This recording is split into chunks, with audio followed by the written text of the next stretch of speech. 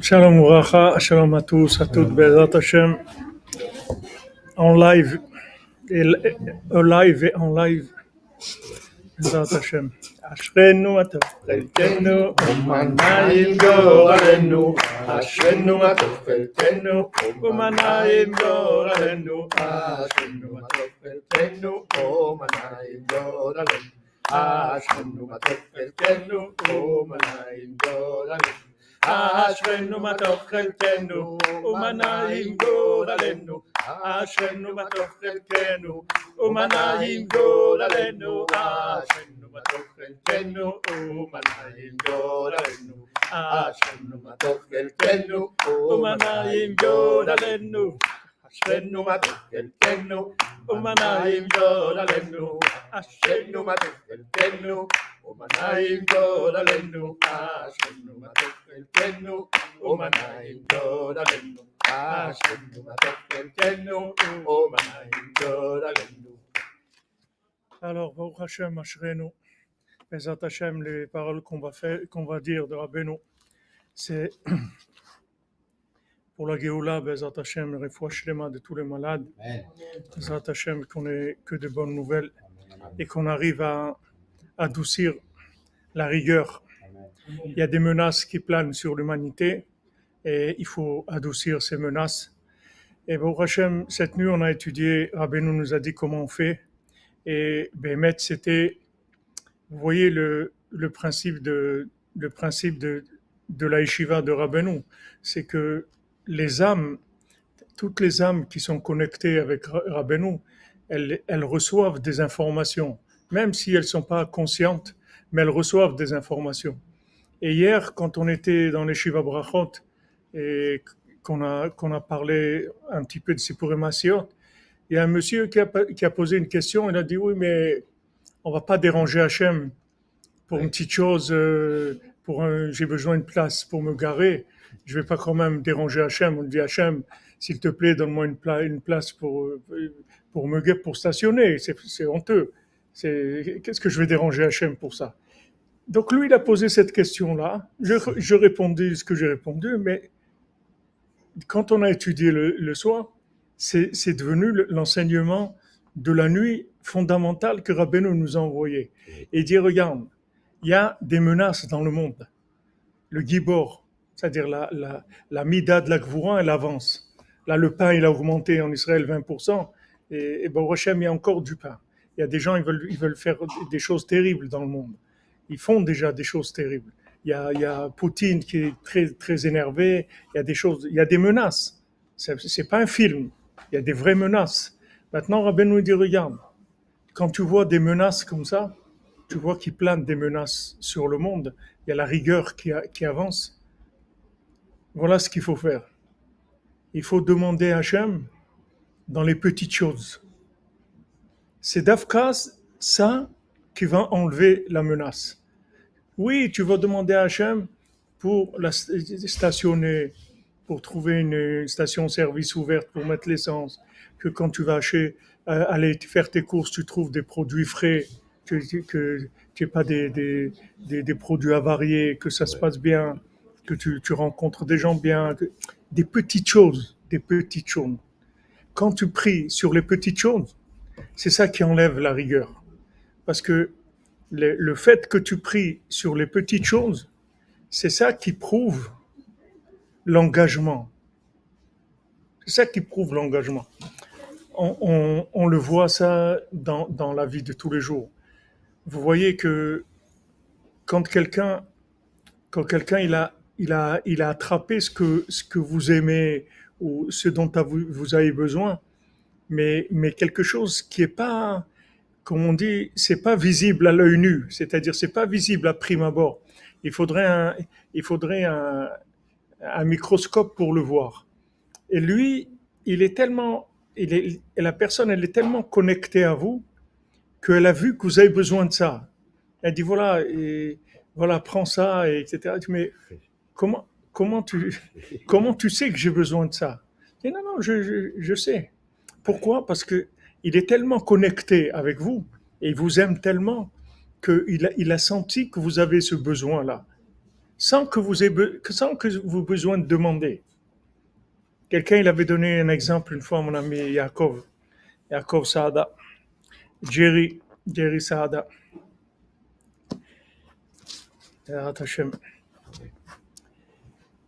Il a dit une fois, il y avait un repas et, et le papa, il demande à son fils à boire. Il dit, mon fils, tu peux m'amener à boire. Je voudrais de la bière. Alors le fils, il amène une bouteille de vin. Alors il y avait quelqu'un qui était là-bas qui dit, mais ton père, il t'a pas demandé ça. Ton père, il t'a demandé une bière. Il voulait boire une bière. Pourquoi tu lui amènes du vin? Il dit, non, mon père, il veut boire du vin. Mais mon père, il veut pas me déranger. Le vin, il est à la cave. Il est loin. Il veut pas que je me dérange pour lui. Donc, il m'a demandé quelque chose qui sait qu'il est dans le frigo à côté pour pas me déranger. Mais moi, je sais ce qu'il aime. Donc, j'ai été chercher du vin. Et ça, c'est ce qu'il aime. Il a demandé une chose, mais ça, c'est ce qu'il aime. Vous voyez que quand on aime, on arrive à deviner des choses. On arrive à une bina, on arrive à comprendre, à déduire des choses que vous n'allez pas voir à prime abord. C'est-à-dire quand une personne, elle veut s'acquitter, quand nous disait le Rav Besançon, Chéri, Israël Yitzhak Ben Fortuné, il nous disait, c'est écrit dans la halacha, c'est écrit la tzet l'idechova, c'est-à-dire s'acquitter. En hébreu, ça veut dire sortir de l'obligation. C'est le mot s'acquitter, mais en hébreu, ça se dit comme ça. Sortir, normalement, en hébreu, il y a moins de mots que quand. Ça devrait, mais là, dans cette image-là, le mot s'acquitter, il veut dire la même chose. C'est-à-dire sortir la tzet l'idechova, c'est-à-dire s'acquitter de l'obligation. Alors, le Rav Besançon nous disait toujours, la tzet, ça veut dire sortir.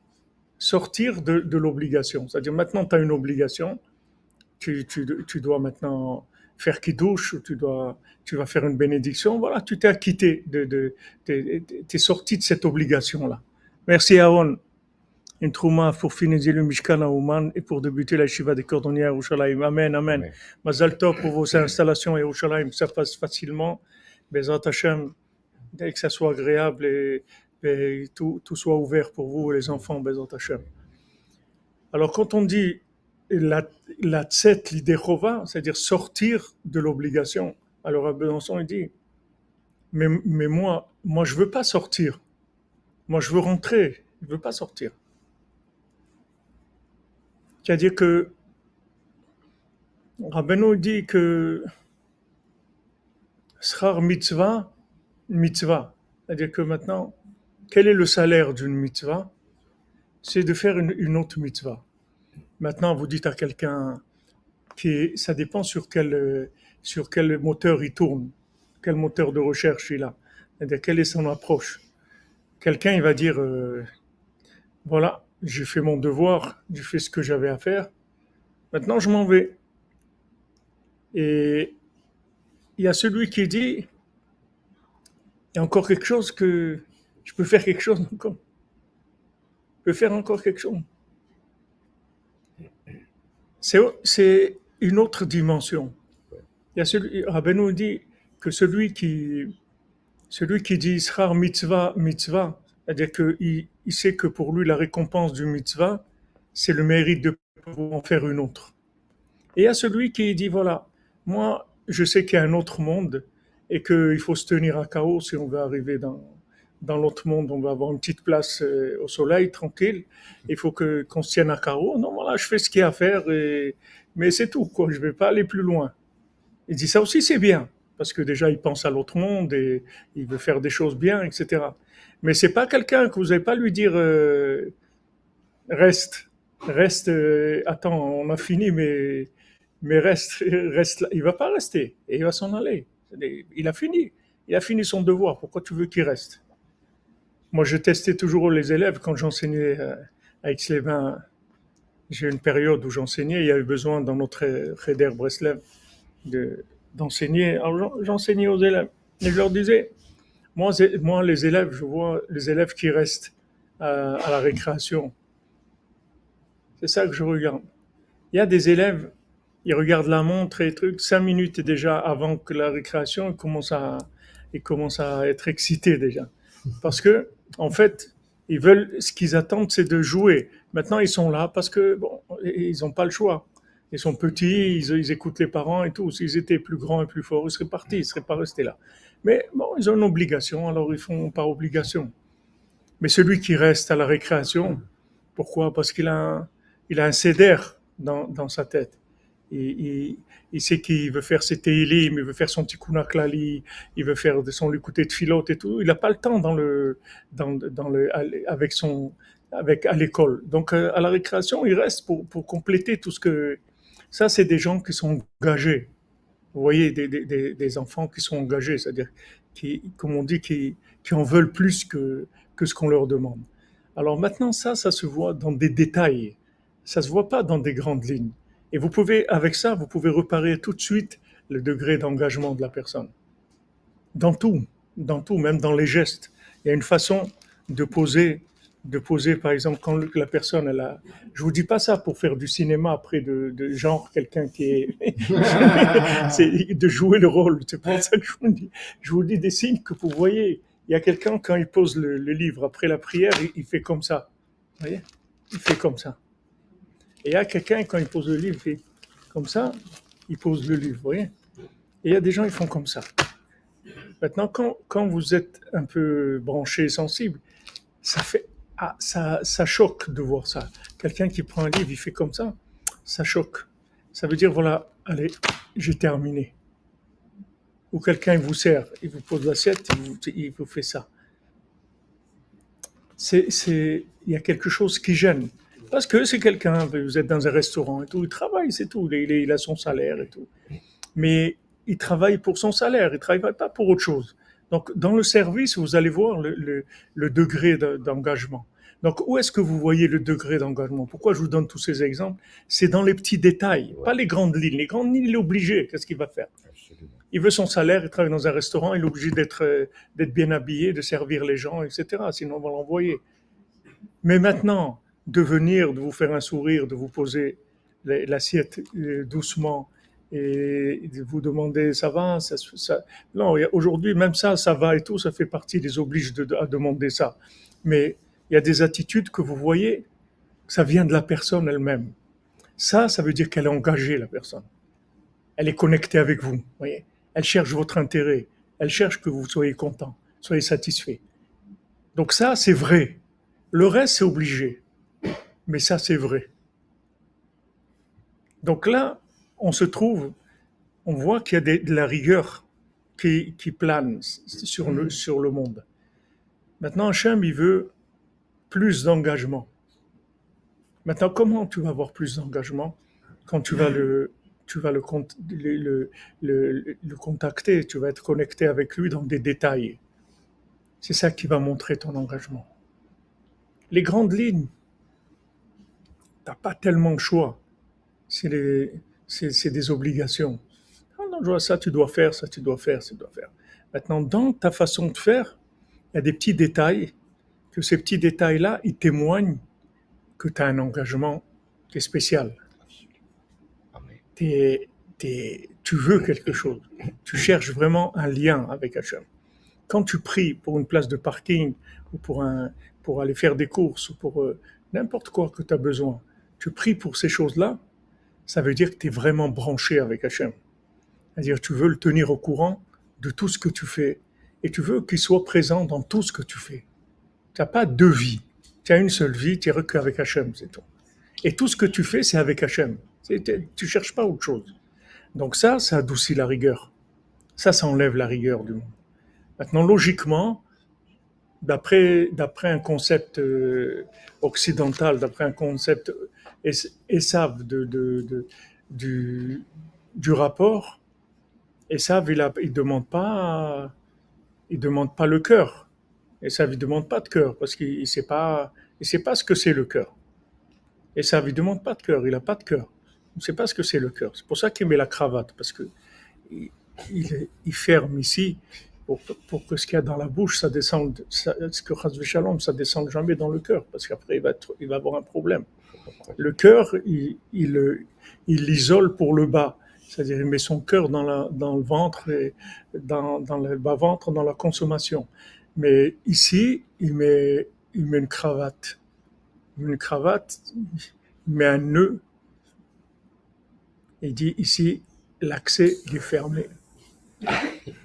Pas question que ce que je dis, ça rentre dans mon cœur. Parce que là, je vais avoir un problème. Il veut pas. Donc, il met la cravate, il serre bien. Surtout, que ça ne descende pas dans le cœur. Très grave. Après, comment il va faire? Donc, celui qui est dans le concept de Esav, pourquoi tu veux qu'il fasse des heures sup pourquoi il va rajouter? Qu'est-ce que tu m'as demandé? Tu m'as demandé ça, ça. Voilà. Nul n'est censé ignorer la loi. Voilà, j'ai agi selon la loi. Mais s'il pouvait trouver comment faire pour faire moins, il aurait fait. Mais il a peur. Il se dit, attends, j'ai une parnassa, j'ai une famille, tout. J'ai pas envie de pas d'avoir des problèmes. Donc voilà, je veux me tenir à carreau avec ce qu'on me demande. Mais ça va pas adoucir la rigueur. La rigueur, elle va s'adoucir quand tu vas t'engager dans des petites choses. Et ça, tu peux pas faire semblant. Tu vas voir que tu peux pas faire semblant. Tu peux pas faire semblant de prier pour des petites choses parce que ça va être complètement dénué d'intérêt pour toi. Tu vas avoir l'impression que ça sert à rien. Que tu pries maintenant parce que tu as besoin de quelque chose. Que là, tu cherchais un appartement, des gens qui aujourd'hui m'ont demandé de prier pour eux, ben, Hachem qui trouve un appartement. Yonel Eliaou ben Rivka et Dvora Batsara, Tan David ben Dvora, qui trouvent un appartement à Yerushalayim, ils doivent sortir de chez eux et trouver un appartement. Bon, ça, c'est quelque chose d'important. Quelqu'un, il a une pression, il a un besoin important. Donc, il va demander à Hachem de l'aide parce qu'il a un vide devant lui, ou il a un problème. Il veut se marier, ou Bezrat Hachem veut avoir un accouchement, quelque chose. C'est un moment difficile, besoin d'aide, etc. Mais maintenant, de prier Hachem pour une place de parking, elle ne ressent pas. Ok, je vais trouver une place. Qu'est-ce qu'il y a pour me garer? Non, Hachem, il veut pas que tu vives sans lui. Ça l'intéresse pas. Il veut pas que tu vives sans lui. Il veut que tu lui donnes toute ta vie. Maintenant, tu vis, tu fais ce que tu as à faire. Fais ce que tu dois faire. Va en vacances, va acheter une maison, fais ce que tu veux. Mais avec lui tout le temps. Il faut qu'il soit présent dans ta vie. Et le témoignage de sa présence, c'est dans le détail le plus petit que tu vas le faire régner. Dans ce détail le plus petit, c'est là où ça va se passer. Quand le fils du roi il arrive devant le trône, il voit qu'il y a une rose, il faut qu'elle soit en haut, et là elle est en bas, par terre, devant le trône, elle est par terre. Maintenant, c'était pas un endroit fermé où il y a que lui qui rentrait là-bas. Quand il est arrivé, le fils du roi qui allait devenir roi, c'était un endroit, tous les gens du pays rentraient là-bas. C'est-à-dire tous les gens, les nobles du pays, les dirigeants, etc., ils avaient accès à cet endroit où il y avait l'ancien trône du roi. C'était tous des gens, des génies, des gens très intelligents, des plus grands génies, qui dit là-bas Rabbeinu que l'homme le moins intelligent de ce pays-là, c'était un plus grand génie dans n'importe quel pays du monde. Donc c'était un pays de génies, vraiment des gens exceptionnels. Comment ça se fait qu'ils sont rentrés? Il n'y a personne qui a vu qu'il y avait cette rose-là par terre. La rose, elle était par terre. Il n'y a personne qui a vu. Lui, il est venu, il a vu la rose par terre. Il ne faut pas qu'elle soit par terre, la rose. Il l'a mise en haut, et quand il l'a mise en haut, il a commencé à s'animer. Le trône, il a commencé à s'animer et tout. Mais le fait qu'il a vu ça, pourquoi il a vu ça? Parce qu'il avait un degré de connexion, de recherche de vérité. Il a senti un manque. Il a senti un besoin. Ce matin, je vois un monsieur avec des béquilles qui marchait devant une clinique comme ça qui est à la rue Petit, une clinique à côté du Mikvé Rabat, comme ça, une clinique sur le côté. Il y avait un monsieur qui marchait comme ça avec des béquilles et je lui ai dit bonne santé monsieur, bon rétablissement et tout. Il m'a dit ah merci monsieur, etc. Maintenant, il y a plein de gens qui passent à côté de lui. Qu'est-ce qui va lui dire ça? Combien de gens ils vont lui dire ça? Parce que ils ont pas mal. Ça fait mal de voir quelqu'un comme ça, avec des béquilles comme ça, en train d'essayer de marcher comme ça difficilement dans la rue et tout. Ça fait mal. Pourquoi ça fait mal? Parce que tu es connecté avec un être humain. Tu vois un être humain qui souffre comme ça. C'est pas rien. Pourquoi il souffre? Pourquoi il a ça? C'est pas rien. C'est quelque chose, c'est important. Donc tu réagis par rapport à ça. Chaque plus tu vas remarquer de choses à compléter dans le détail, et plus ça va prouver ton engagement. Et ça, tu peux pas faire semblant. Tu vas voir que tu veux essayer maintenant.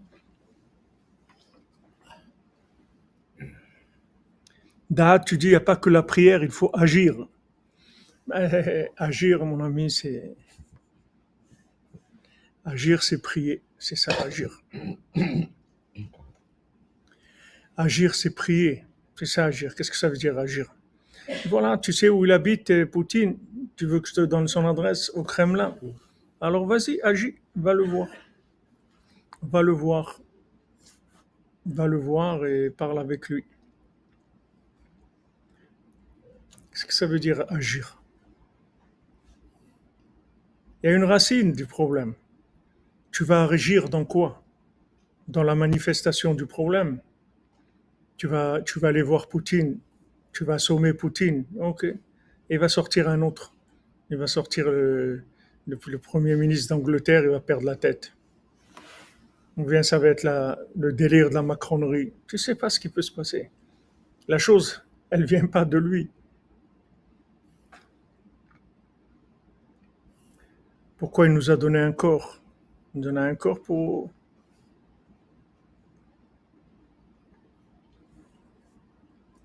il nous a donné un corps pour faire résider l'âme. Les nazis, si on les a tués avec la prière, si on avait fait la prière, il n'y aurait pas eu de nazis. Ils n'auraient même pas existé. Les nazis, tout ce qui existe, tout ce qui est négatif, c'est parce qu'il y a un manque de prière. Rabbi Nathan, il dit là où tu vois un problème, c'est où il n'y a pas eu de prière du tout, où il n'y en a pas eu assez. C'est tout. Qu'est-ce que tu crois que tu vas faire la guerre avec Dieu? Voilà, il nous te donne l'adresse, Jean-Luc Terrier. Ceux qui sont intéressés, 22 Place Rouge, 22 600, Kremlin. Donc voilà, ceux qui veulent assommer Poutine, vous avez l'adresse là. Ceux qui ont des intentions de faire quelque chose, voilà, ils l'ont. Tu crois que tu vas faire la guerre avec Hachem? Tu crois qu'Hachem, il te demande de prier? Tu crois que tu vas pouvoir... Hachem, il veut sa présence. Il a créé le monde pour sa présence. C'est tout. Il n'a pas créé le monde pour autre chose. Donc si tu ne le rends pas présent, ça ne va pas marcher. L'affaire, elle ne va pas tourner du tout. Hachem, il veut être présent. Et plus sa présence, elle se trouvera dans les détails de la vie de chacun, et plus ça va se passer très très bien. Plus ça ira bien.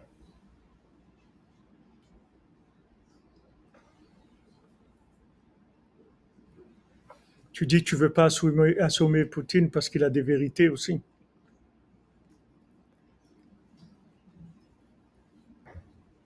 Ce qu'il faut savoir, c'est que quand il y a de la rigueur dans le monde, c'est un manque de révélation d'Hachem. À l'époque de Chizkiyahu Ameler, du roi Chizkiyahu Ameler, du roi Chizkiyahu, je ne sais pas comment ça se dit en français, Chizkiyahu, c'est un peu compliqué. Le roi Chizkiyahu, Il y avait, à l'époque, il n'y avait pas de médecin, il y avait pas de pharmacie.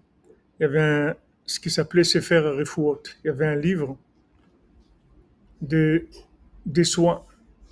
Comme Rabbeinu, il a écrit aussi dans Sefer Amidot, dans la lettre Resh, Refoua. Rabbeinu l'a écrit, la Refoua, de toutes les maladies. Mais ça n'a jamais été publié. Cheskia Omeler, il y avait ce livre-là, de tous les médicaments. Vous n'avez pas besoin de prendre de médicaments. Il y avait là-bas des formules. Vous disiez cette formule, vous guérissez tout de suite. N'importe quelle maladie. Il y avait toutes les maladies qui pouvaient exister. Vous avez la formule pour guérir la maladie. Maintenant, avant Cheskia Omeler, les gens, avant de consulter ce livre-là, ils priaient. Et après, ils venaient consulter le livre. Mais là, à l'époque de Cheskia Omeler, les gens, ils ont arrêté de prier et venaient directement à la pharmacie, directement dans le livre. Ils regardaient, ah, j'ai tel symptôme, tel truc, alors je vais faire ça, je vais faire ça. Okay. Parce qu'il a dit, ok, vous priez plus, on enlève le livre. Il a enlevé le livre, il a fait disparaître. Et jusqu'à aujourd'hui, il a disparu ce livre. C'est grave de faire ça. C'est comme si vous dites quelqu'un, il fait disparaître tous les médicaments du monde. Bémet, s'il fait disparaître tous les médicaments du monde, il y aura beaucoup moins de gens malades.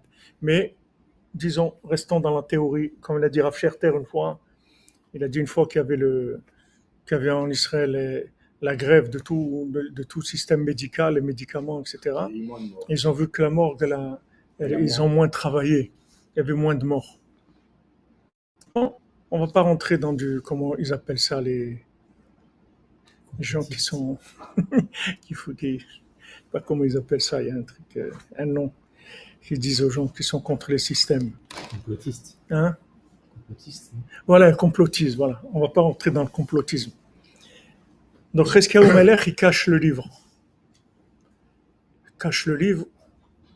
Tous les Chachamim, le roi, c'est pas, il prenait les décisions, mais il fallait qu'il ait l'accord du Beddin, de le Sanhedrin. Tous les Chachamim, ils ont dit, t'as bien fait de cacher le livre. Ah, maintenant, les gens, ils avaient que la prière, c'est tout. Il n'y avait plus rien. Avant, il y avait un petit peu de prière, et tu avais le livre après. Tu priais un petit peu, tu venais consulter le livre, ça y est, tu te soignais tout de suite. Maintenant, tu as arrêté de prier, il n'y a plus de livre. Il reste que la prière, c'est tout. Il n'y a plus rien. Plus rien qui marche. Rien que la prière. Tu veux quelque chose, tu pries. Il n'y a pas. Mais c'était sûrement dur de switcher pour les gens. Il y a sûrement des gens qui n'ont pas prié, et Chaz Shalom, ils sont morts. Parce qu'il n'y a plus de médicaments, il n'y a pas la prière, il n'y a rien. Ils sont morts. Ou Hachem, peut-être qu'il a eu de la miséricorde, il a laissé un temps d'adaptation ou de réadaptation, de renouvellement. Mais la prière, le monde, il a été créé pour la prière. Hachem, il a dit, ma maison, c'est une maison de prière pour tous les peuples. Voilà ma maison, ce que c'est. Ce monde-là, c'est la maison d'Hachem. C'est quoi c'est qu'est-ce qu'on fait dans cette maison-là? On prie, c'est tout. C'est tout ce qu'on fait. Et pourquoi maintenant on fait des choses? On se déplace, on va là, on achète, on travaille, on fait ça, on fait ça. C'est parce que dans ces notions-là, on va se trouver dans des choses qui vont nous concerner de manière à déclencher chez nous la possibilité de prier. Si quelqu'un vous l'enfermez quelque part, qui fait rien du tout, il est assis toute la journée, et il va pas avoir de quoi prier. Il faut lui donner de quoi prier. Il a envie de prier. Il est dans l'action, il va faire ça, il va prier sur ça, il va prier sur. Il y a des événements qui arrivent, et selon ces événements, il va avoir une prière qui correspond à ces événements. Il va gérer les événements avec la prière. Donc c'est pour ça qu'on est dans un monde d'action. Et comme tu demandais tout à l'heure pour nous un corps, voilà pourquoi on a un corps. On a un corps pour pouvoir prier, c'est tout. Parce que si on n'avait qu'une âme, on ne pourrait pas prier. Parce que l'âme, elle n'est pas dans le monde de la prière. Quand elle est en haut, elle n'a pas besoin de prier. L'âme, elle a une vision d'Hachem, elle n'a pas besoin de prier. Il n'y a pas de prière en haut. La prière, c'est le téléchargement. Quand tu es dans le serveur, tu n'as pas besoin de télécharger. Tu vis dans le serveur, il n'y a rien à télécharger. Tu vis dans Google, dans le cerveau de Google, tu n'as pas besoin de télécharger. Tu vis là-bas. Donc, qu'est-ce que tu vas télécharger? La prière, c'est télécharger. Tfila, c'est la chante Nefila, faire descendre. Donc Hachem, il te dit, regarde, c'est bien, vous êtes bien amusés jusqu'à maintenant, t'es sympa, on a rigolé, maintenant on va passer aux choses sérieuses. C'est-à-dire, je veux être là, je veux être présent. Il y a des menaces. Voilà, ceux-là, comment ils s'appellent, les Tchétchènes, là, ils ont fait, aujourd'hui, ils m'ont envoyé un discours qu'ils ont fait, présenter toutes les armées qu'ils ont. Et il dit, voilà, on va sur l'Europe, on finit l'Ukraine, on finit Kiev et tout, et on va sur l'Europe, détruire l'Europe, avec toute la pédophilie, tout ce qu'il y a, on va détruire tout ça. Pourquoi ils ont envie de faire ça? Ils n'ont rien à faire, ils ne peuvent pas faire pousser des champignons ou fabriquer du chocolat au lait. Pourquoi ils font ça? C'est des menaces d'Hachem. Il ne faut pas dire ils sont fous ces gens-là, mais c'est des malades. Ils sont malades ces gens-là, ils sont dangereux. Non, c'est Hachem, c'est pas eux. Tu connais les Tchétchènes d'où vous étiez, toi? Je ne sais même pas où que ça existait, moi. Eux, ils sont sortis. C'est des menaces. C'est des menaces pour l'humanité. Pourquoi il y a ça? C'est Hachem qui fait ça. Ils te disent clairement, on va détruire l'Europe avec toute la pédophilie de l'Europe. Voilà ce qu'on va faire. On finit avec l'Ukraine, on arrive. C'est des menaces. C'est des gens sérieux. Ils n'ont rien à faire de rien. Ils n'ont pas de vie, il n'y a rien pour eux.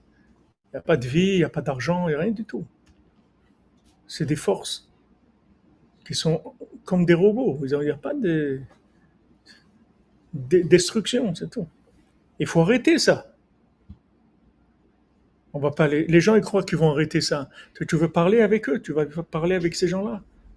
Tu vas leur dire, tu vas leur expliquer, non mais il faut comprendre quand même, aujourd'hui il y a des libertés, des gens ils ont le droit de choisir leur sexe, et ils sont pas obligés, vous comprenez, de quoi tu parles? De quoi tu es en train de parler? Hachem il t'a créé un homme, tu veux devenir une femme, tu as créé un homme, tu veux devenir... De quoi tu es en train de parler? Va leur expliquer. Envoie quelqu'un, envoie une délégation de psychologues ou psychiatres ou analystes ou des gens qui savent faire des exposés, va leur expliquer qu'il y a une liberté, etc., qu'il faut laisser les gens exprimer leurs instincts, ce qu'ils ressentent, etc. Quand tu vois des cas, voilà, ce petit garçon-là de 8 ans à l'école, il est persécuté parce qu'il sent qu'il est une fille, qu'il n'est pas un garçon. Et maintenant, toute la classe est contre lui et donc c'est pas normal. On est tous avec toi, on t'aide, on te soutient, on est tous avec toi parce que on veut que tu te respectes qu'est-ce que c'est tout ça? Où ils veulent amener le monde. Et ils croient que ça va marcher, les gens. Allez, on continue, on roule, ça va, pas de problème. Non, non, non. Il y a un moment où ça dépasse. Ça dépasse. Il y a la goutte qui fait déborder le vase. C'est vrai que il y a le goutte à goutte, ça coule. Ok, on voit rien, il n'y a pas de problème. Ça va à peu près. Il y a ça, ok. Il y a des gens qui font ça, il y a des gens qui font du bien, des gens qui font du mal, des gens qui font pas trop de mal. Il y a des gens qui font beaucoup de bien, des gens qui font un peu de bien. Tout ça, il y a un équilibre. Il y a un moment, on s'approche de la faillite. C'est-à-dire le monde va basculer vers quelque chose qui ne permettra plus la révélation d'Hachem. Ils vont empêcher Hachem de se révéler. Donc ça, c'est grave. Donc le monde, il n'a plus de raison d'être. La maison d'Hachem, ça ne peut pas être une maison de prière comme ça. Amen, Baba Cyril de Lyon, soif de ta présence, Amen. Je te bénisse, mon Amen. Voilà où on est aujourd'hui. même si, Baruch Hashem, la plupart des gens ne sont pas concernés par ce genre de problème, mais il y a de plus en plus. Et il y a pas honte. Avant, les gens, ils avaient honte. Mais non seulement les gens, ils n'ont pas honte, mais celui qui parle contre ça, c'est lui qui doit avoir honte. Oui. Voilà, il y a un ministre, je crois, une dame là qui a parlé contre, je sais pas quoi, j'ai pas suivi, mais j'ai vu qu'on lui a demandé de démissionner et tout parce qu'elle a parlé contre une liberté comme ça d'expression. Je sais pas dans quel domaine, mais là, elle a osé dire, faudrait quand même faire quelque chose ou je sais pas ce qu'elle a dit. J'ai pas lu l'article, j'ai vu le titre, mais ils lui ont demandé de démissionner. Comment? Contre les libertés. Qu'est-ce que c'est les libertés? C'est quoi les libertés? Les gens, ils sont fous. Les gens, ils sont fous. Ils croient qu'ils sont libres. Ils sont fous. Quelqu'un qui croit qu'il est libre, il est fou. C'est un fou complet. Quelqu'un est dans une prison et il met la caméra de manière à ce que vous ne voyez pas qu'il y a des barreaux. Et il dit, vous voyez, je suis libre, je fais ce que je veux. Et vous allez le voir, vous allez voir qu'il est dans une cellule, il est enfermé de partout. Qu'est-ce que tu fais ce que tu veux? Tu fais ce que tu veux de quoi? Tu gagnes ta vie comme tu veux. Tu as la santé que tu veux. Tu as la vie que tu veux. Tu as décidé de venir dans ce monde. Tu vas décider de mourir quand tu veux. Il y a rien, tu fais rien de ce que tu veux. Il n'y a aucune liberté ici. C'est imaginaire complètement. Ce monde-là, il y a un plan. Il y a un chef, il y a un patron. Il a créé ce monde avec un but. Le but, c'est que tout le monde le connaisse. Hachem, il veut être connu dans le monde, être reconnu et qu'on le fasse régner dans le monde. Donc dès qu'on atteint un degré de destruction de ce principe-là, il y a la rigueur qui se réveille. On voit que dans le conte, c'est ceux de l'argent qui ont provoqué ça. Ça vient de l'argent aussi. Si vous prenez les pays pauvres, il n'y a pas tout ça. Si vous payez un pays pauvre, vous n'allez pas voir des gens dans une école qui vont protéger tous le petit Germain qui pense qu'il est une fille. Allez, venez, on manifeste pour lui, pour le laisser être vraiment ce qu'il est, c'est-à-dire une fille, bien qu'il soit un garçon. Mais c'est quoi ces trucs-là? C'est quoi? Ça vient de là. Il y a trop. Il y a trop. Hachem, il a donné la bracha. C'est pour ça que c'est la bracha. C'est pour ça que ça arrive à des choses comme ça. C'est quoi cette folie? Merci Yitzhak, le rapprochement avec Hachem, avec Ben Hametzarim. Amen, mon ami. Amen. On est dans un grand Ben Hametzarim. Oui, mon ami, oui, mon ami. Oui, on oublie Gauboin, on oublie les bases. Le Gibor, le guerrier, il arrive quand les gens ils ont commencé à aller à faire le but de la vie, l'argent, et quand ils ont commencé à faire des sacrifices humains. Ils sont arrivés tellement loin qu'ils ont commencé à devenir des dieux, à faire des sacrifices humains, se croire des dieux. Il y a un respect, il y a des... Même si quelqu'un il a une maladie, il a des tendances à ça, il a un problème, il a un dysfonctionnement hormonal ou n'importe quoi, mais il a honte de ça. Il a honte, il fait attention. Il ne va pas aller faire passer des lois pour protéger ce genre de gens. C'est complètement fou. Alors quand Hachem il voit que les systèmes ils vont vers ça, il faut arrêter ça. Il faut arrêter. Maintenant, comme il a dit notre ami Da tout à l'heure, il n'y a pas que la prière, il faut aller. Qu'est-ce que tu vas faire? Tu vas aller quoi? Tu vas aller manifester, tu vas mettre une pancarte devant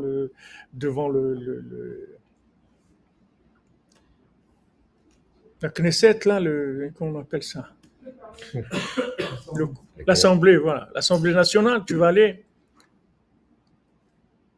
Non, non aux libertés immorales, non à l'immoralité, non au manque de respect des lois naturelles. Tu vas pas tenir 5 minutes, ils vont te massacrer, les gens. À Jérusalem, il y avait la guéprade, ils ont fait la guéprade. Un, il a voulu faire, il a amené des vaches comme ça, un camion avec plein de vaches, et il voulait les mettre dans le défilé avec la guéprade, faire aussi défiler des vaches. Là, ils l'ont pas laissé rentrer à Jérusalem. Mais bon, Hachem, ma chère épouse Esther, elle a été à côté de la manifestation avec une pancarte. C'est assourd. Hachem, il veut pas ça. Ils l'ont pas embêté. Et ils ont fait. Mais elle a fabriqué sa pancarte. Je ne l'ai pas accompagnée, mais elle a été seule avec la pancarte. Assourd. Hachem, il veut pas ça. C'est important de le dire. Aujourd'hui, tu peux pas dire ça. Aujourd'hui, demande à n'importe quelle radio, quelle télé, tu dis, je voudrais faire une intervention pour expliquer, pour montrer qu'on est contre ça. Il n'y a personne qui veut personne. Moi, à une époque, j'écrivais des textes pour quelqu'un qui était dans la télé, hein, qui s'est rapproché de Rabbeinu et tout. Et quand il devait faire des interventions, il m'envoyait les questions et tout, je faisais moi les réponses et après il disait ses réponses mais au bout de 10 fois, ils se sont rendus compte qu'il y avait quelque chose qui n'était pas, même si c'était très très caché le message que je disais, mais ils se sont rendus compte, ils ont arrêté, ils l'ont obligé. Jérusalem, Paris, Ouman, Echad, Yehuda, Abbé Yehuda, Refoua Shlema, mon ami, j'ai vu vos messages. Refoua Shlema, qu'Hachem vous bénisse, qu'est-ce que vous passez? Hachem vous donne la bénédiction, Bezat Hachem, vous sortez de tout ça.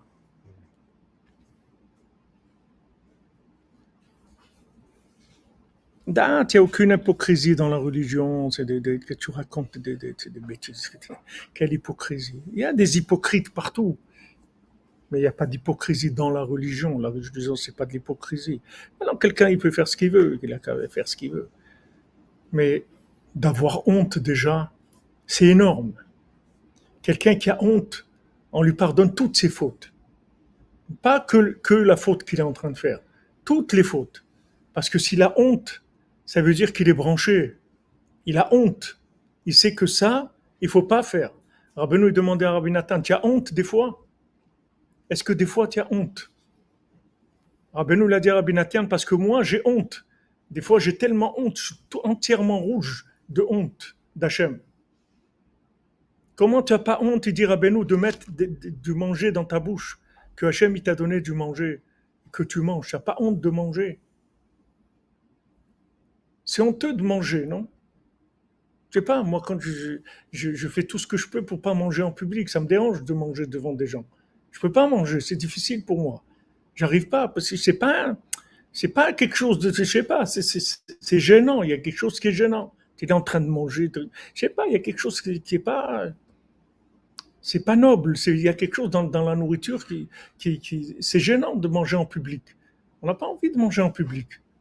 Quelque chose qui gêne. Ah ben nous dit, tu as honte, tu n'as pas honte de mettre de la nourriture dans ta bouche.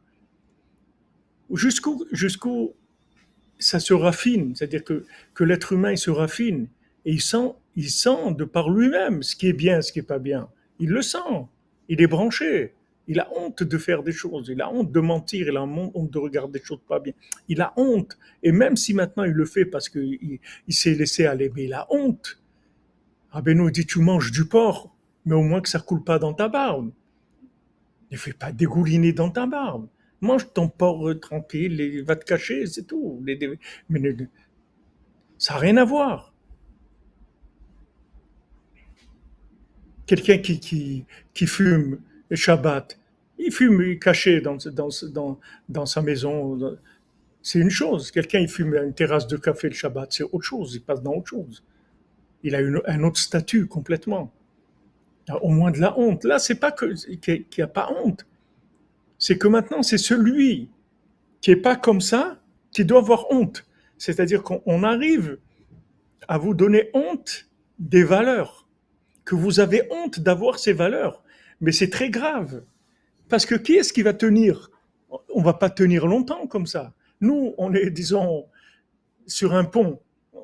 C'est-à-dire, on est sur le pont d'Avignon, d'accord?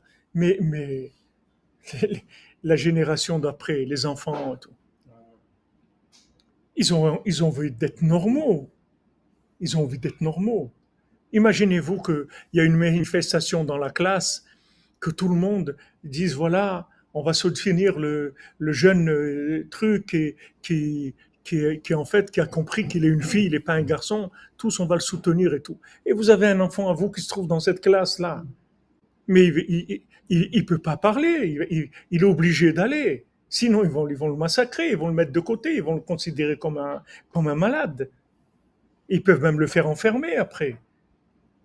Après, il peut y avoir des problèmes. On peut l'obliger, l'école, elle peut l'obliger à aller consulter un psychiatre qui va le rendre fou, émettre, qu'il va être fou vraiment.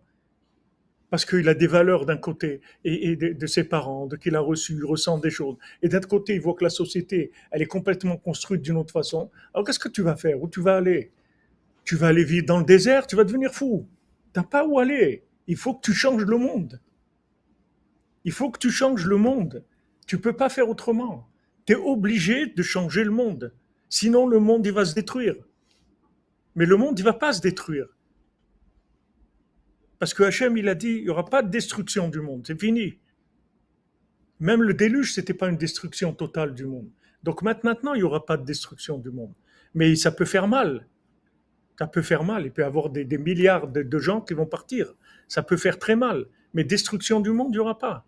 Donc maintenant, il faut se battre. Maintenant, se battre, c'est pas dans la politique, c'est pas de la guerre, c'est pas tout ça, ça sert à rien. Tu parles avec des gens qui ils sont complètement vendus dans des systèmes, ils ont la tête complètement à l'envers. Aujourd'hui, un pays qui officialise pas le mariage homosexuel, c'est un pays, il est rejeté, il se moque de lui, il est rejeté, c'est un arriéré, il est ringard, il a des valeurs arriérées, il a incompris à la vie. Même des gens qui sont religieux, il m'a dit, se sont retrouvés des gens religieux avec d'autres gens religieux qui sont chômeurs Shabbat et tout. Il m'a dit, on était dans un restaurant, on a commencé à parler de ça. J'ai voulu dire un mot contre ça et tout. Ils sont tous mis contre moi. Il y a des gens religieux qui font Shabbat. Voilà, quelqu'un à Jérusalem, son fils, il s'est marié avec un autre homme et ils ont adopté un petit garçon au Bangladesh ou je sais pas quel pays. Ils ont amené, et voilà, ils avaient reçu leur petit garçon, ils ont reçu leur colis, il est arrivé, le petit garçon, ils ont fait la Brit Mila, et tu vois les deux pères-mères, je sais pas qui c'est, mais en tout cas les deux hommes avec la kippa et tout. Avec la kippa, Brit Mila, le rabbin, tout ça, et le père, les deux pères, les deux mères, les deux, je sais pas quoi. C'est à Jérusalem, en Israël. Et il faut réagir, il faut réagir. C'est-à-dire que maintenant, chaque fois que vous allez prier, vous allez sauver le monde. Vous ne savez pas combien, on ne peut pas savoir combien. Alvaï qu'on arrive à sauver tout le monde, mais on ne sait pas combien. Mais on va sauver des gens.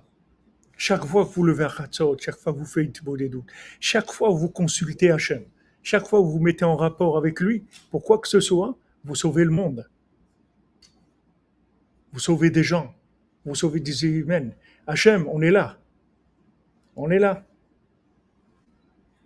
On est là, on est avec toi. On n'est pas rien. On est là. Tu vois qu'on est avec toi. On te parle. Regarde, même pour une place de parking, je t'ai demandé. Donc tu vois combien je suis conscient que c'est toi qui fais tout. Donc ça, il faut monter ça, il faut faire monter ça sur la balance. Rav Aryeh Shapira, la Shalom, il venait chez nous à Aix-les-Bains. C'est un grand sadique, c'est un homme, vraiment un grand sadique, c'est un homme de très très grand niveau, il faisait beaucoup de miracles, c'est un homme de très grand niveau, un Breslev de Jérusalem, un homme de très haut niveau. Une fois, il m'a dit, on allait faire Hitbodedut à Aix-les-Bains. Il y avait une petite montagne, là, une petite forêt comme ça, je ne me rappelle pas le nom. On allait faire Hitbodedut là-bas.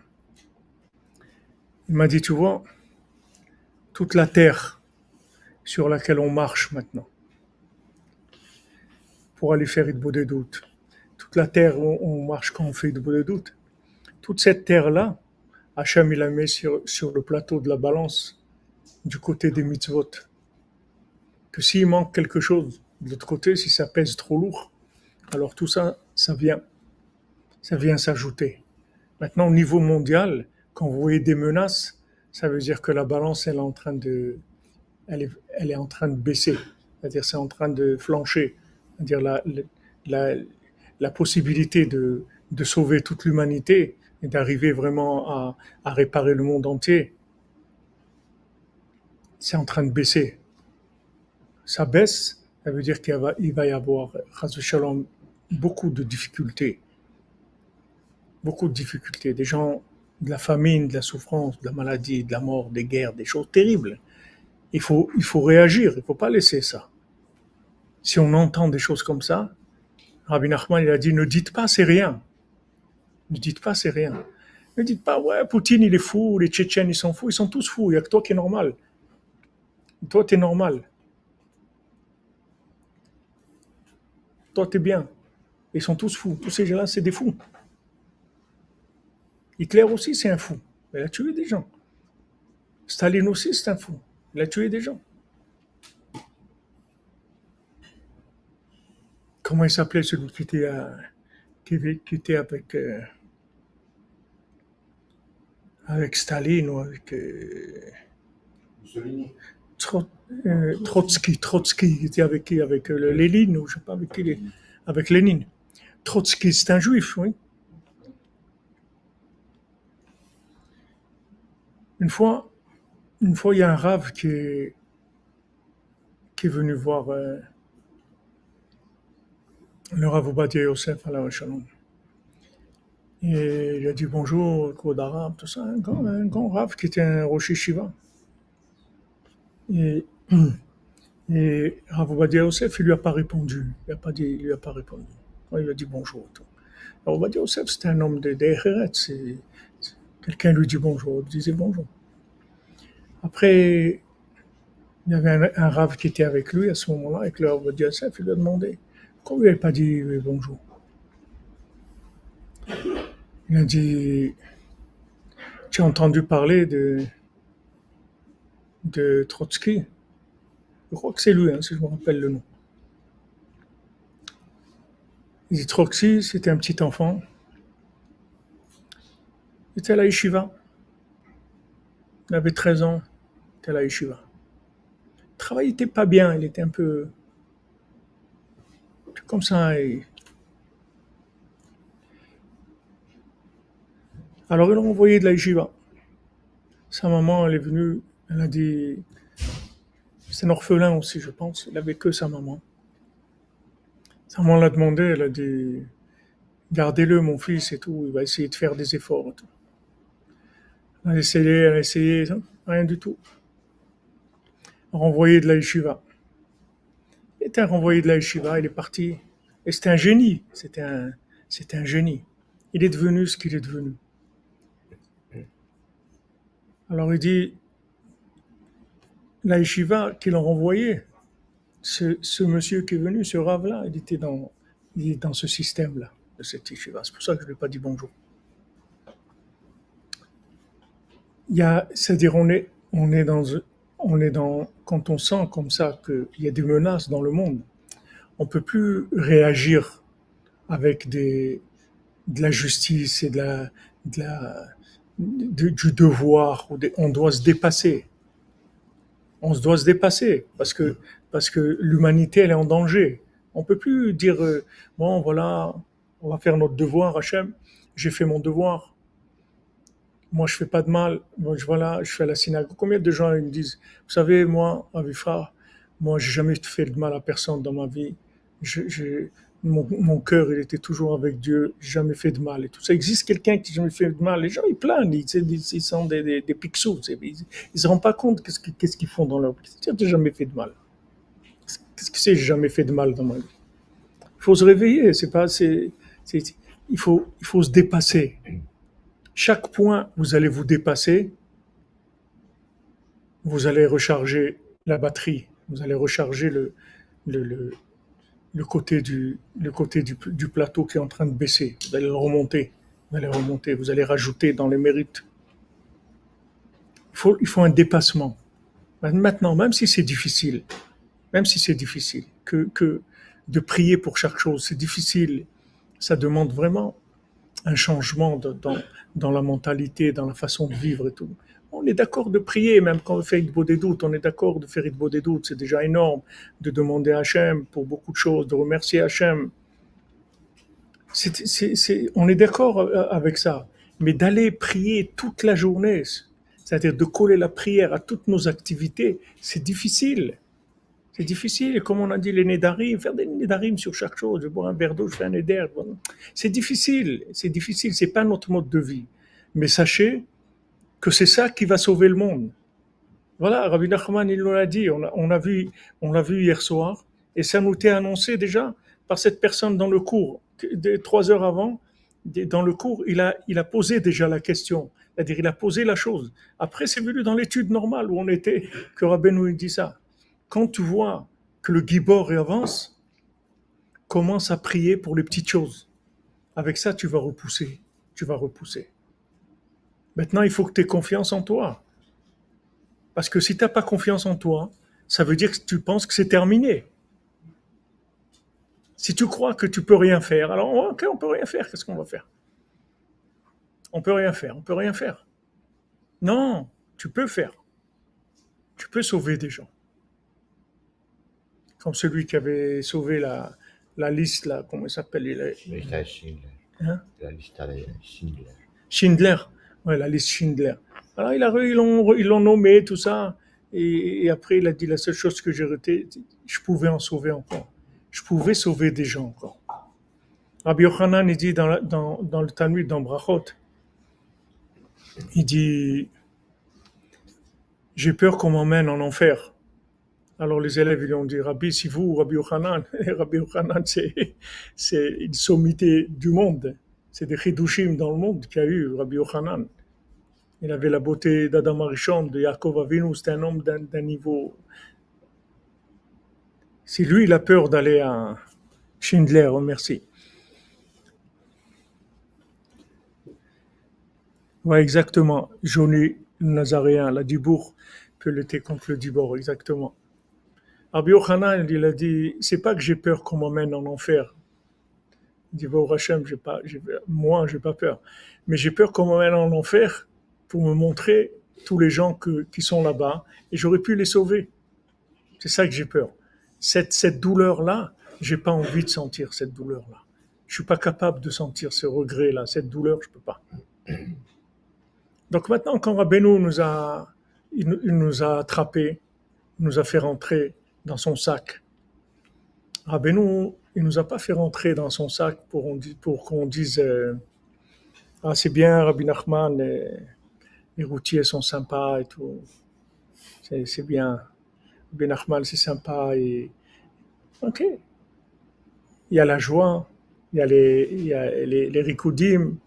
Amchat Kaf, c'est aussi une façon d'adoucir la rigueur, de danser, de taper des mains, de chanter. C'est aussi une méthode pour adoucir la rigueur. Mais Rabbi Nachman, il a une armée aujourd'hui dans le monde. Une armée de quelques milliers de gens, ou quelques dizaines de milliers peut-être. Parce que disons à Rosh Hashanah, et avec tous les gens qui viennent toute l'année à Ouman, bon, dans les périodes où c'est ouvert librement, il y a peut-être, je sais pas, 200 000 personnes, disons, qui viennent à Ouman dans l'année. Donc il a une armée. Quand il a une armée. Maintenant, il y a l'armée de Poutine. Poutine, il a 3 millions de soldats. Ah ben non, il a pas 3 millions de soldats. Il a quelques dizaines de milliers. Mais il nous donne des moyens de sauver le monde. Maintenant, ne vous regardez pas comme vous êtes, vous, avec votre façon de voir vos défauts, des choses comme ça. Il faut ce que regarder, c'est que lui est venu vous chercher. C'est ça qu'il faut que vous regardez. Ne regardez pas qui vous êtes, parce que vous ne savez pas qui vous êtes. Quand je vous disais ce taxi hier, quand j'ai pris ce Uber, j'aurais jamais de ma vie, j'aurais su qui c'était ce. C'est un taxi d'un chauffeur de Uber, c'est tout. C'est tout. Voilà, des milliers. Un chauffeur, c'est tout. Oh non, non, c'est pas un chauffeur. Il y a une histoire. C'est un monsieur branché, très branché. Tu sais pas, tu le vois pas. Il n'y a pas de kippa, il est en Bermuda. Il est très branché. Donc, quand Rabbi Nachman il vient vous chercher, lui, il sait qui vous êtes. Vous ne savez pas qui vous êtes. Vous croyez qu'avec tout, avec ma tête de métèque et des trucs, qu'est-ce qu'on va faire de moi? Est-ce que je viens, qui je suis, moi, pour changer le monde? Non, non, ne dis pas ça. Ne dis pas ça. Si tu as été enrôlé dans l'armée de Rabbi Nachman, tu es capable de changer le monde. Et tu dois changer le monde. Tu dois changer le monde. Il y a une menace sur le monde. C'est une vraie menace. Ça vient de partout. C'est pas que Poutine. Poutine, c'est une chose. C'est pas tout. Bien sûr, c'est grave. Ça peut, Chas v'Shalom, arriver à la destruction de la majorité des gens sur Terre. Mais c'est une menace. Il y a d'autres menaces. Il y a ces virus-là, il y a la famine, il y a la destruction. Regardez combien de milliers d'hectares ils brûlent. Il y a des menaces. C'est-à-dire ceux qui sont dans l'argent, ils sont en train de faire des choses terribles dans le monde. Il y a beaucoup de menaces qui planent sur la planète. Et les Breslevers, ils disent que quand on va arriver à 148 ans dans l'autre monde, ouais, mais Nachamaim, on est 148 maintenant là, dans le live. Quand on va arriver à 148 ans dans l'autre monde, ils vont nous demander une chose. Tu connaissais Rabbi Nachman? Oui, oui, bien sûr, Rabbi Nachman. J'étais à Ouman, c'est sûr. Tu connais Klali, j'ai fait plein. Et pourquoi tu n'as pas écouté ce qu'il t'a dit de faire? C'est tout. T'as dit de faire ça, pourquoi tu n'as pas écouté? T'as dit, voilà, prie sur les petites choses. Avec ça, tu vas faire tomber toutes ces forces-là. Tout ce que tu vois, ces choses énormes, elles vont toutes tomber. Parce que tu vas faire régner Dieu dans des petites choses. Alors vas-y, travaille, commence à travailler, mets-toi au travail. Tu n'arrives pas, prie sur ça. Engage-toi, écris-le sur une feuille. Hachem, je m'engage à faire tout ce que je peux pour te faire régner dans les moindres détails de ma vie. Dis-le, voilà. Je m'engage, aide-moi, je veux le faire. Et c'est sûr qu'Hachem, il va t'aider. Parce qu'Hachem, il veut sauver le monde. Hachem, il a dit à Noir, mais pourquoi t'as pas prié? Pourquoi t'as pas prié? Il a traité de berger idiot. Pourquoi t'as pas prié? T'es un berger idiot. Tu crois quand je t'ai dit, je vais détruire le monde, c'est pour que tu me dises, ok, d'accord, bon, donc je vais faire l'arche et tout. Combien? 120 ans, il a là, 200 ans, combien? 120 ans, il était en train de construire l'arche. Et les gens, ils passaient, ils disent, qu'est-ce que tu fais là? Eh ben, il va y avoir le déluge. Et voit des gens qui à Ouman. Tu vas à Ouman, pourquoi là? Ben, je veux sauver le monde. Tu veux sauver le monde. Les rigolos là, les fous là, vous allez sauver le monde. Allez-y, allez, sauvez-vous d'abord vous, allez, devenez des gens normaux. Après, on verra, etc. Les gens, ils se moquent. Des Noirs, ils devaient se moquer, les gens. Tu vois quelqu'un, il construit l'arche, il dit, attendez, il va y avoir le monde. Mais rigolaient, les gens, ça les faisait rire. Mais lui, pourquoi il a pas réagi? Pourquoi il n'est pas dit, mais non, Hachem, pourquoi on va faire ça? Ne fais pas ça. Ne fais pas ça. Pourquoi tu fais ça? Ne fais pas ça. Hachem, ne laisse pas Poutine. Hachem, ne laisse pas le nouvel ordre. Hachem, ne laisse pas les maladies. Hachem, ne laisse pas. C'est un monde extraordinaire. On va changer le monde, tu vas voir. On va y arriver, on va changer le monde. Regarde. Baruch Hachem, combien de gens, des petits-enfants qui viennent à Ouman. Voilà, même à Shavuot, il y a un monsieur de Yerushalayim, il a mis son petit garçon avant l'âge de 7 ans pour être à Ouman. Et malgré toutes les menaces qui peuvent planer sur le pays, un pays en guerre, la maman, elle a été d'accord, elle a dit, c'est sûr, emmène-le, va à Ouman avec le petit. Il est venu à Shavuot avec le petit, comme il était joyeux, ce petit garçon. Il faisait que danser dans la synagogue, courir, il était, maman, a fait Tikkun Klali et tout. Voilà, on montre Hachem, on est là. On est là, on fait. On fait ce qu'on peut, ce qu'on nous a dit de faire, on fait. Si on n'arrive pas, on veut arriver. Mais vous n'avez pas le droit de dire non, mais Vous croyez que moi, je peux faire quelque chose? Attendez, moi, j'arrive même pas à me retenir de ça ou de ça, de ça. J'arrive pas à m'empêcher de fumer une cigarette. Vous voulez que je sauve le monde? Ne regarde pas qui tu es. Ne regarde pas qui tu es. Regarde qui est-ce qui est venu te chercher. Tu crois que tu es venu à Breslev parce que tu as lu un livre ou tu es intelligent ou tu es sensible. Tu es venu à Breslev, c'est que Rabbi Nachman, il t'a convoqué. C'est tout. Il t'a convoqué, il t'a dit viens. J'ai besoin de toi, c'est tout. Et j'ai besoin de toi, toi, toi, toi. Lui, il sait. Nous, on ne sait pas. Nous, on ne sait pas. Comme il a dit Rabbi Nathan, mais comment moi? C'est pas une question. Pose pas de question. Maintenant, vous voyez Rabbi Nathan, waouh, Rabbi Nathan. Mais quand Rabbi Nathan il s'est rapproché de Rabbeinu, c'était pas Rabbi Nathan qu'on connaît. Ok, c'était un homme de haut niveau, c'était un grand rave, un tzaddik, Rabbi Nathan, Rabbeinu l'a dit sur lui, mais pas Rabbi Nathan. Pas comme il dit Rav Ben Nachman, pas l'homme, l'élève qui était attendu depuis la création du monde pour être l'élève du maître qui était attendu depuis la création du monde. On attendait d'amener Rabbi Nachman pour finaliser le monde. Et cet élève-là qui allait faire passer tout son enseignement, vous croyez que Rabbi Nathan, il était conscient de ça? Rabbi Nathan n'était pas conscient de ça. Les der de Tzedaka Hashem, montre-nous qui nous sommes et comment te servir par le mérite de Rabbeinu. Merci, merci Madame Charbonnel, Hashem vous bénisse.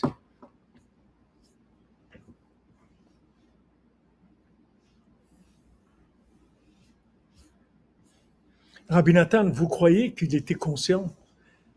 Rabbi Nathan, même quand Rabbeinu est décédé, Rabbi Nathan, il était complètement brûlé, il était éteint complètement.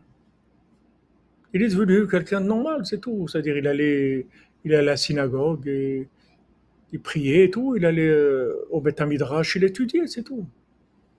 Vous croyez que Rabbi Nathan, il s'est dit, bon, maintenant que Rabbeinu est parti, on va faire quelque chose? Rien du tout. Rabbi Nathan, il a passé 1 an comme ça, rien. Puis un jour, il a commencé, quelqu'un il est venu lui poser une question, il a vu qu'il était là en train d'étudier et tout. Il a dit, Rabbi, je peux vous poser une question, etc. Il a dit, ouais, pas de problème. Il a commencé à lui parler des enseignements de Rabbeinu. Il a vu que le gars, il s'est allumé. Il a commencé il dit, waouh, mais c'est extraordinaire, etc. Après, il y a un autre qui est venu. Après, il y a un autre qui est venu. Après, encore un autre. Il a dit, mais attends, mais ces paroles-là que je porte en moi, mais c'est Mashiach. Je vais sauver le monde avec ça. Mais lui-même, il ne savait pas qu'il les avait en lui. Lui-même, il ne savait pas. Il a passé 1 an complètement seul, comme ça. Il ne savait rien du tout. Il ne savait pas qu'il avait ça en lui. Donc ne croyez pas que vous allez savoir qui vous êtes. Même Rabbi Nathan, qui a vécu avec Rabbeinu, qui a noté tous les enseignements de Rabbeinu, qui a ressenti des choses d'un niveau extraordinaire, qui a vu des miracles, qui s'est battu, qui a laissé toute sa vie pour se rapprocher de Rabbeinu. Regardez, il arrive à un moment où il est seul. Il ignore complètement ce qui est déposé en lui. Il y a des choses qui sont déposées en vous. Vous êtes chacune une caisse de dépôt d'énergie divine, de très haut niveau. Mais vous ne le savez pas, parce que vous n'avez jamais ouvert le coffre. Mais maintenant, comment vous allez le savoir? C'est pas parce que vous avez prendre conscience, c'est parce que le fait que vous voulez voir que Rabbi Nachman vous a connecté, vous a rapproché, ça c'est la preuve de ce que vous portez en vous. Alors ça, il faut le faire sortir, il faut le faire naître. C'est venu le moment il a besoin de ça aujourd'hui. Avant, c'était pour améliorer, pour avancer. Aujourd'hui, c'est pas pour avancer, aujourd'hui c'est pour sauver le monde. Regardez Noach, Hachem il lui dit, ok, je t'ai vu à toi, on va commencer l'affaire avec toi, etc. Et Hachem, après, quand Noach il a amené des sacrifices après le déluge, il lui dit maintenant, tu amènes les sacrifices. Pourquoi tu n'as pas amené avant? J'aurais pas amené le déluge. Regardez le choc qu'il a dû avoir Noach dans sa tête. Regardez, il reste un homme seul sur terre. Bon, il avait sa famille, mais lui, c'était le seul contact avec Hachem direct. Tout, il pouvait sauver le monde entier tout seul. Tout seul, lui, tout seul. Juste tu ouvres sa bouche, c'est tout. Juste il dit à Hachem, non, ne fais pas. C'est pour ça que mon cher Rabbeinu, quand Hachem lui a dit, je vais détruire, il dit, tu vas pas me faire ce que tu as fait à Noir. Il n'est pas question. Tu continues tout seul, pas avec moi. Moi, on avance comme on a avancé jusqu'à aujourd'hui, avec des hauts, des bas, où je laisse tomber, moi je démissionne. Moi, je te quitte. Moi, je m'en vais. Moi, je m'en vais. Mechenina, tu m'effaces. Mechenina, mes noirs, les eaux de noir. Tu ne me fais pas le coup de noir. Tu vas détruire, après tu vas me dire pourquoi je n'ai pas prié. Non, non, non. Avant, je te dis tout de suite, ne fais pas ça. Donc voilà, dites à Hachem, ne fais pas ça. Ne fais pas ça. S'il te plaît, Hachem. Please, por favor. Afak, Hachem, ne fais pas ça. Ne fais pas ça. Il y a des gens bien. Il y a des gens bien. Il y a beaucoup de gens bien. Et tous ces gens-là qui ont été complètement travaillés, le lavage de cerveau, tout, on va les récupérer. Ils vont tous venir. Regarde-moi, où j'étais. Tu vois bien, qu'est-ce que je fais aujourd'hui? Voilà, je fais Shabbat, je fais ça, je fais ce que je peux, je me lève à Chatzot, j'étudie, tu vois bien d'où je viens. Tu vois bien qu'il y a de l'espoir. Pourquoi quelqu'un il aurait misé sur moi quelque chose? Quand je suis arrivé à l'Yeshiva d'Aix-les-Bains, j'avais des cheveux longs comme ça. Ils ne voulaient même pas me faire monter à la Torah. Des mois que j'étais à l'Yeshiva, moi je ne me rendais pas compte. Je me rendais même pas compte où j'étais. J'avais des cheveux longs, j'avais ma guitare, mes harmonicas, mes trucs. J'étais à la Yeshiva, voilà, je suis venu à la Yeshiva. Rav Gershon, quand il m'a vu, comme c'était le Rav Besançon, Chéri travaillait à la Yeshiva, c'est un éducateur, il avait son mot à dire. Et puis j'étais le premier, c'était pas Breslev qui était déjà monté. Rav Gershon, le Rav Besançon m'a amené, il m'a dit, une fois que j'ai accroché à Breslev, que j'étais venu le voir, justement dans ces au mois de juillet, c'était au mois de juillet. Et juillet 1977. Et donc, dès que j'ai entendu Rabbeinu, je me suis enflammé complètement. J'ai dit, allez, moi je viens, je laisse tout. Ok, il ne lui croyait pas. Après, quand je suis venu, il m'a dit, je ne croyais pas que tu allais venir. Et il m'a emmené à la Yeshiva. Le Rav Besançon, il avait un appartement avec sa famille, c'est tout, il n'avait rien du tout. Il travaillait lui-même à la Yeshiva, il était éducateur à la Yeshiva, c'est tout. Rav Gershon, il l'a amené des États-Unis, il l'a amené à Aix-les-Bains pour travailler à la Yeshiva. Okay. Donc il m'a amené, il m'a dit viens, on va voir. Si le Rav Gershon il t'accepte, alors tu peux rester. Mais s'il ne t'accepte pas, tu ne pourras pas. Il n'y a pas de. Donc il est venu, il a parlé à Rav Gershon, il dit voilà, ce jeune-là, il veut vraiment faire tchouva et avancer, etc. Est-ce que vous l'accepterez à Yeshiva? Il est d'accord de rentrer dans le Seder de la Yeshiva, à la Gemara, tout ce qu'il faut, il va faire, etc. Rav Gershon, il m'a regardé comme ça. Comme ça. On va essayer. Pour vous dire dans quel état j'étais. Il m'a pas pris dans ses bras. Baruch haba, mon fils, on est heureux que tu viennes. Non, on va essayer. Hein? Ouais. Il a dit on va essayer, c'est tout. Donc ça, on peut le dire à Hachem. Regarde, nous, regarde comment on est. Regarde d'où on vient. Tu vois bien que d'après les règles de ce monde, on n'avait aucune chance d'arriver là. Quel miracle il a fallu pour eux. Pourtant, voilà, on t'a pas dit non. Tu nous as dit Oman, on a dit oui. Comme m'a dit le monsieur hier, l'oncle de Laura, il m'a dit, elle dit jamais non. Elle dit jamais non. Je me souviens, mes enfants, quand ils étaient petits, ils amenaient des feuilles du cheder, là, de l'école, de la paracha. Et une fois, dans ce qu'il avait écrit, il dit « Paro, il dit toujours non. » Et nous, on dit à Hachem, je dis toujours oui. Je t'ai toujours dit oui. Tu m'as demandé quelque chose, tu dis non. Je t'ai toujours dit oui. Au moins, j'essaye. Je peux pas te dire que je vais réussir, je sais pas. Mais je suis d'accord. Je t'ai jamais dit non. Un voyage à Oman, oui. Il y a un truc, oui. Il y a un truc à faire, oui. Tu l'as. J'essaye, oui. Mais ça sauve le monde. Vous avez des exemples devant vous. C'est comme ça que le monde est sauvé. Le monde, il n'est pas sauvé avec des gens qui font des cabrioles, des spirituels et des grands trucs. Le monde est sauvé par des gens qui arrivent à peser sur la balance en révélant la miséricorde d'Hachem. Comme tu nous as supporté, tu nous supportes aujourd'hui, et que tu vois que on fait tout ce qu'on peut pour te servir, pour révéler ton nom dans le monde. S'il te plaît, laisse-nous, laisse-nous travailler. Ne fais pas ça. Ne fais pas ça. Tous ces gens-là. Voilà, ils veulent l'Afrique, ils veulent affamer des gens et tout. Combien de Breslev il y a en Afrique? Voilà, je vous montre des messages de gens que je reçois en Afrique. Il y a 6 ou 7 communautés Breslev en Afrique, dans des pays différents. Au Sénégal, au Congo, je ne sais pas combien de pays en Afrique où il y a des communautés Breslev.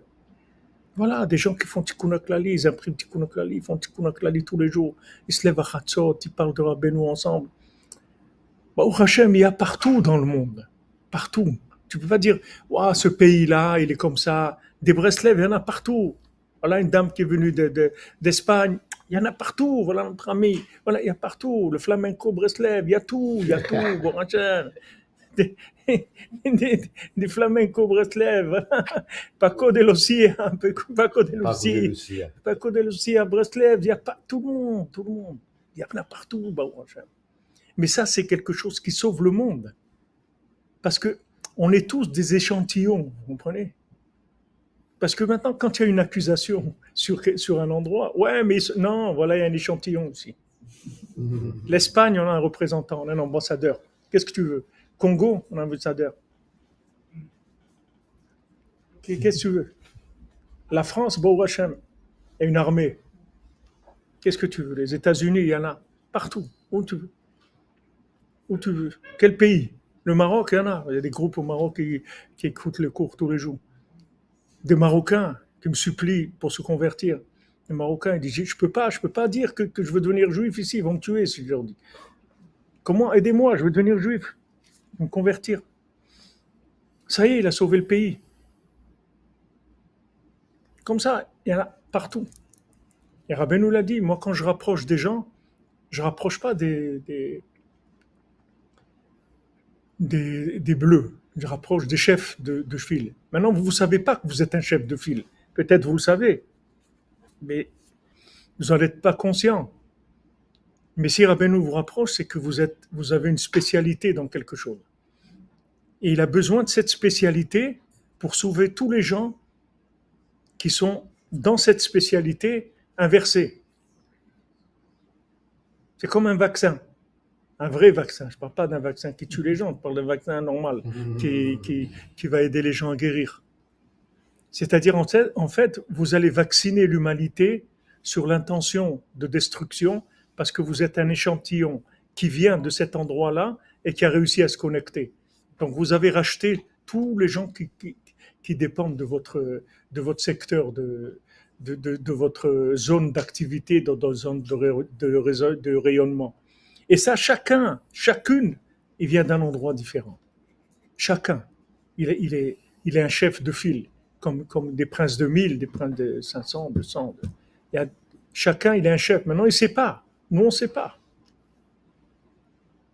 Regardez-moi aujourd'hui, Baou Hachem, regardez combien on a des milliers de gens qui suivent les cours. Maintenant, vous m'auriez dit quand je suis arrivé à la Yeshiva d'Aix-les-Bains, un jour, dans 40 et quelques années, tu vas faire des cours et tu vas enseigner.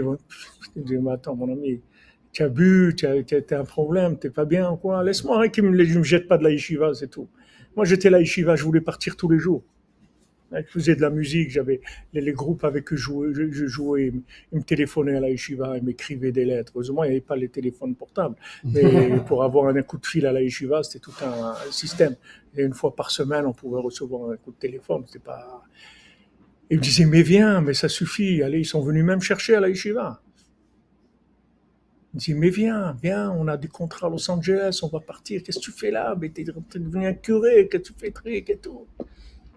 Et des fois, c'était très dur, mais j'avais envie de partir. J'ai dit, ça y est, demain je pars, parce que c'était dur pour moi. C'était des gens des élèves plus jeunes que moi, et je savais rien. Il fallait que je commence je savais pas rien. Bon, Hachem, mon père, Shalom, il m'a appris à lire, un peu étudier quand j'étais enfant, mais étudier la Gemara, Rachid, Tosfot, tout ça, toute la journée, tout, c'était très très dur pour moi.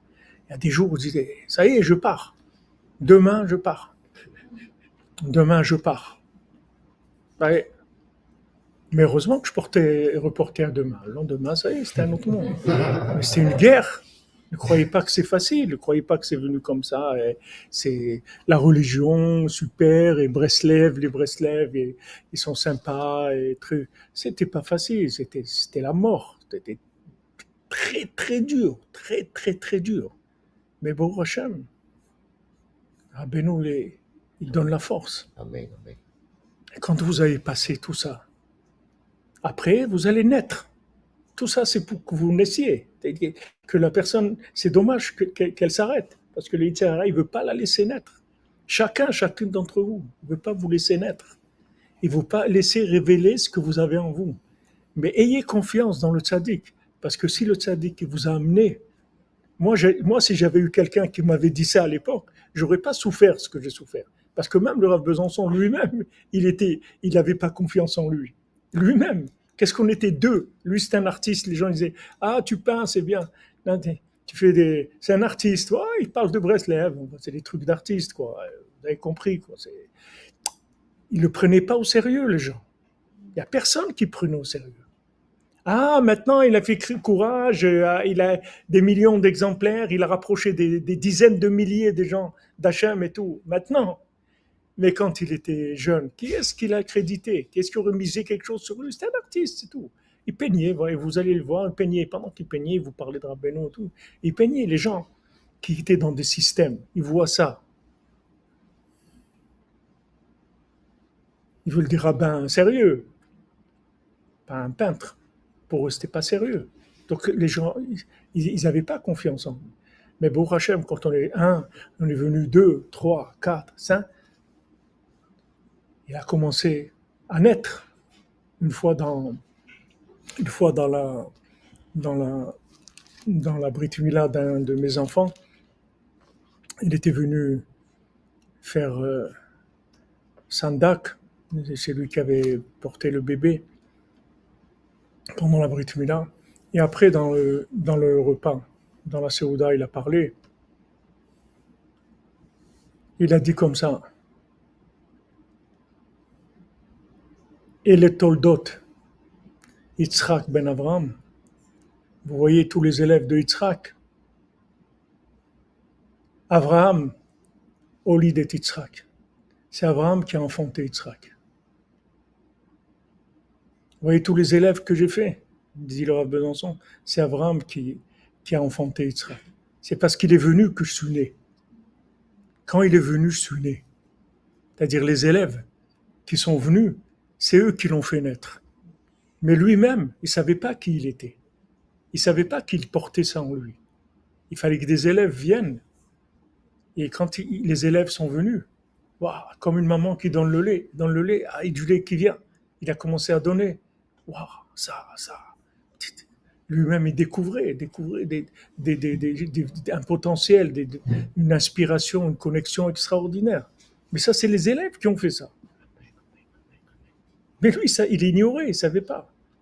Il avait Ok, à la yeshiva, il était éducateur, il faisait un peu du moussard aux élèves une demi-heure et il ne pouvait pas non plus tellement parler de Breslev directement. Il enseignait sur Messilat Yesharim ou de Pirkei Avot ou d'autres choses. Bon. Les élèves de la yeshiva, c'est des élèves qui étaient venus pour faire le bac. Ils venaient de Paris ou de là où ils venaient. Ils faisaient le bac, ils avaient dans les activités, il y avait une demi-heure de morale, de moussard avec le Rav Besançon. Il y en a qui sont restés attachés à lui tout le temps, toute leur vie, qui ont apprécié ces moments-là. Mais des fous comme nous, le groupe qu'on était, quand on dit nous on est avec toi, nous on ne bouge plus d'ici, c'est fini. Nous c'est fini, il n'y a que ça. Notre vie c'est Breslev. On reste là, on bouge, plus c'est fini. Nous on va faire quelque chose ensemble. Ça y est, on ne bouge plus. Ça c'est Ça, c'est ça qui l'a fait naître. Vous comprenez? Pourquoi je vous raconte ça? Pour que vous sachiez que si Rabbi Nachman vous a rapproché, ça veut dire que vous avez en vous des trésors cachés. Peut-être que vous avez déjà commencé à les révéler. Mais il faut continuer. Il faut continuer, il faut prier, il faut demander à Hachem, il faut tenir. Parce que toutes les difficultés qu'on a, c'est qu'on veut nous empêcher de naître. Parce que c'est un fiasco pour Amalek. Vous vous rendez compte ce qu'on fait aujourd'hui avec Internet et tout. Mais c'est un fiasco pour lui, c'est une faillite. On peut parler de Rabbeinu à des milliers de gens sans se déplacer. Mais c'est quelque chose d'extraordinaire. Mais c'est sûr que quand il a vu ça, Amalek, il a dit ceux-là, je ne le laisse pas passer. Je ne le laisse pas. Je vais le casser, je ne vais pas le laisser, je ne vais pas le laisser, je vais pas le laisser. Et heureusement que Hachem il aide, que le tzaddik il aide et qu'on arrive à passer ces moments-là. Donc sachez que du moment où Rabbeinu vous a approché, toutes les difficultés que vous allez avoir, c'est uniquement pour vous empêcher de naître. Et même si vous avez commencé à naître, vous n'êtes pas né encore, vous ne connaissez pas encore toute la puissance que vous portez en vous. Une puissance qui sauve le monde. Ce que je vous dis, c'est pas de la pommade. Je vous dis pas de la pommade. Je vous dis des exemples précis pour que vous compreniez comment ça fonctionne. Vous êtes attaqué. Tout le monde. Les gens qui se rapprochent de Rabbeinu, ils sont attaqués dans leur famille, dans leur mariage, dans le champ de bailli, dans les enfants, dans la parnassa, dans la santé, dans tout, ils sont attaqués. Là, quelqu'un il vient, ça y est, il perd son travail. Allez, il est renvoyé. Qu'est-ce qu'il a fait? Il veut faire du bien. Allez, renvoyé. Va-t'en. Tac, tac, tac. Attaquer. Mais sache que toutes ces attaques-là, elles sont faites uniquement pour empêcher de naître et en même temps pour permettre de naître, comme les douleurs les contractions de l'accouchement. C'est vrai que ça fait mal, ça contracte beaucoup, mais c'est ça qui va permettre au bébé de sortir. Aujourd'hui, il se passe des choses. Et il se passe des choses graves dans le monde. C'est-à-dire, vous voyez, depuis quelques années, ça monte. Quand Poutine il a parlé, personne ne croyait qu'il allait faire la guerre. Personne. Tous les gens ils disent ah là, c'est ce qu'il raconte. C'est un illuminé, c'est un narcissique. Illuminé. Jamais il va oser faire ça. Il a osé et il a fait et il tue des gens. Et au début, il avait que des cibles militaires. Aujourd'hui, il tue des gens. Il a tué des milliers de gens. Et de son pays, il a tué des milliers de gens aussi. Il y a je ne sais pas combien il a perdu, 50 000 soldats ou 150 000 soldats, il a perdu Poutine. Mais c'est rien pour lui. Il a 3 millions de soldats. Qu'est-ce qu'il a à faire de 150 000? Il n'a rien à faire. Mais vous voyez que c'est devenu, cette menace, elle s'est réalisée, elle a commencé à se réaliser. Donc ne dites pas, bon, il est fou, celui-là il est fou, les Tchétchènes c'est des fous, des extrémistes, des gens Non, ne pensez pas comme ça. Pensez que cette menace-là, elle est vraie. Mais Bezat Hashem, on va l'enlever, on va éliminer tout ça. Parce que Rabbeinu nous a amenés pour ça. Et avec nos petits trucs, avec notre tête de métèque, avec nos petites ratsottes du coq, du coq de France, avec nos petits coqs français, on va sauver le monde. Il faut le croire. Il faut savoir que c'est uniquement pour ça. Sinon, il n'y a aucune raison. Qu'est-ce que vous voulez qu'est-ce que le tzaddik il a à faire de rapprocher telle personne? Rabbeinu, il a dit, à un moment, Rabbeinu il a dit, écoutez, je vais vous dire la vérité, je vais aller quelque part, me cacher, débrouillez-vous. De toute façon, après la mort, vous allez venir chez moi. Toutes les âmes, elles viennent chez moi. Une fois qu'elles vont mourir, je m'occuperai de vous à ce moment-là. Rabbi Nathan, il était choqué quand il a entendu ça. Il dit, mais quoi? Il a dit, oui, de toute façon, vous allez venir tous. Tout le monde va venir chez moi, une fois qu'il sera décédé. Donc, je m'occuperai de lui après. Et Rabbi Nathan, il dit, mais si de notre vivant on arrive à faire, c'est mieux. Il a dit, c'est sûr, si c'est de votre vivant. Vous vous rapprochez, c'est sûr que c'est mieux. Mais Rabbeinu, pourquoi il nous a rapprochés? C'est pas que pour la notion de réparation, parce que la réparation, de toute façon, il s'est engagé auprès d'Hachem qui va nous réparer. Il va nous réparer de toute façon. Mais le fait que maintenant, il nous a rapprochés maintenant de notre vivant, Maintenant, ça veut dire qu'il va nous utiliser parce qu'il a vu en nous une capacité de faire ce qu'il a besoin de faire dans le monde. Il va nous utiliser. Donc, les conseils qu'il nous donne, il faut les appliquer. Et si on n'arrive pas à les appliquer, il faut demander à Hachem qui nous donne la force de les appliquer. Et là, ce qu'on a vu hier, c'est que prie sur les petites choses. Avec ça, tu vas faire partir le gibor. Le gibor, il va disparaître. Prie sur des petites choses. Toi, tu vas prier sur ton petit truc, que tu vas acheter de la harissa pour Shabbat ou une petite bouteille de boucha. Tu vas prier sur ça, et avec ça, tu vas faire tomber Poutine. Ah, toi, tu crois pas, parce que tu sais pas comment ça marche, c'est tout. Si tu savais comment ça marche, si tu savais que tu appuies sur un petit bouton, ce petit bouton, c'est une bombe atomique qui fait sauter la moitié de la planète. Tu crois ça, que ce petit bouton, il fait ça? Tu sais rien du tout. Donc Rabbi nous dit, voilà, fais ça, ça, ça. Et avec ça, le mal, il va disparaître, la menace, elle va disparaître, Bezrat Hashem. Et de là, ça va amener la Géoula, la délivrance pour tout le monde, Bezrat Hashem. Après, on va danser, on va chanter, on va être content. On va pleurer de joie, on va avoir honte. Ouah, nous, on a fait ça, mais on va être impressionné. Comment nous, on a fait ça? Oui, le tzaddik, il t'a pris. Et il va t'utiliser pour faire ce qu'il a à faire, c'est tout. Alors laisse-toi utiliser. Souvent, quand je suis sur la tombe de Rabbeinu, je m'approche, j'embrasse la tombe, je dis ah, Rabbi, utilisez-moi au maximum. Utilisez-moi au maximum. Je veux être utilisé au maximum. Utilisez-moi. Utilisez-moi pour faire ce que vous voulez faire. Tout ce que vous voulez. Je suis là pour ça. C'est ça que je veux. C'est ça qui me rend heureux. C'est ça qu'il faut chercher. Parce que c'est pour ça qu'il nous a rapprochés.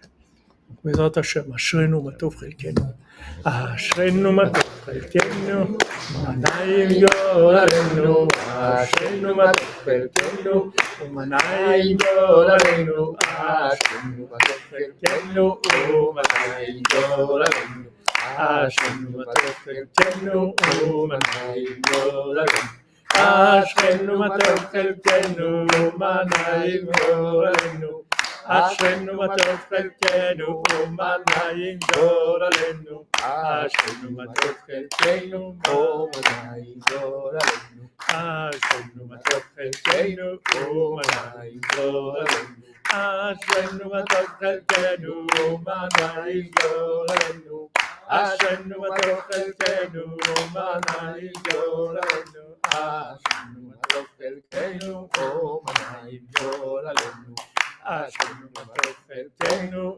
ומנעים גורלנו. Ashrenu les amis, bracha ve'atzlacha, que de bonnes nouvelles pour tous. Et voilà, prenez tous vos fusils et on y va. On y va, on prend nos tikkun aklani, nos chatzot, nos yudbodeduyot, nos dialogues avec Hachem. K'chou dvarim, v'shuvu l'Hachem, prenez des paroles et revenez vers Dieu. Et fâche les mains pour Inès Bat Menana, Bezat Hashem, Besod Rabbeinu. J'entends pas bien, Bémet. Juliette, Léa, Bat Shoshana, Katia ou Sassia? Sassia. Bezat Hashem, fâche les mains. Sarah Chaya, Bat Régine Malka, fâche les mains. Abigail Batléa. J'entends pas bien, madame. Dites-moi ce qu'elle est. Yosef Ben Chana, Sarah Bat Aïcha.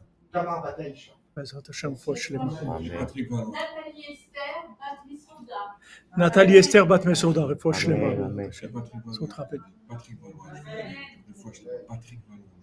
Patrick Valois, Refoua Shlema.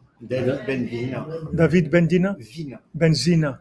Georgette Bat Stéphanie. Georgette Bat Stéphanie. Refoua Shlema. Voilà les amis.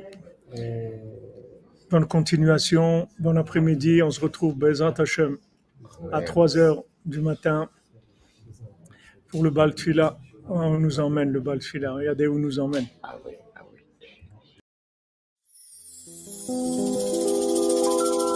ואני מקשר עצמי לכל הצדיקים האמיתיים שבדורנו, לכל הצדיקים האמיתיים שוכני עפר. קדושים אשר בארץ המה ובפרט לרבנו הקדוש צדיק יסוד עולם, רבנו נחמן בן פגל. זכותו יגן עלינו ועל כל ישראל אמן. לכו נרנן על אדוני נריע לצור אישנו, נקדם אף פניו ותודה בזמירות נריע לו. כי אל גדול אדוני ומלך גדול על כל אלוהים. דידידידים.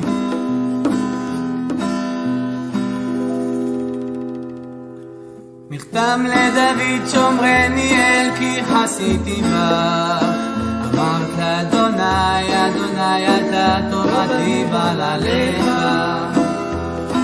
קדושים אשר בארץ המה ואדירי כל חפצי בם, ירבו עצבותם אחר מהרו ולסיך נזקיהם מדם, ולשא את שמותם על שפתי אדוני מנת חלקי וחוסי.